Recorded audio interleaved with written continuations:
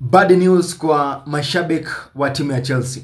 Mchezaji Enzo Fernandez ameondoka kampu ya timu ya taifa ya Argentina. Manake ni kama goti lake liko na noma. Wanasema kwamba kuna swelling kwa goti lake mchezaji Enzo, na kwa namna fulani basi ameondoka kampu ya timu ya taifa ya Argentina. Sasa hivi wanasema kwamba anaelekea kule London. Akifika kule London aweze kufanyia uchunguzi na madaktari kuweza kuona labda hiyo injury ni kitu serious sana ama si kitu serious sana. So sasa hivi ako on his way to London kuweza kuona mambo inakokoaje, na waone kama game next atacheza ama labda haitawezekana. So watu wangu wa Chelsea, wekeni maombi sana mchezaji Enzo Fernandez isikuwe hiyo injury ni kitu serious sana, because ikiwa kitu serious itakuwa ni pigo kubwa sana kwa timu ya Chelsea.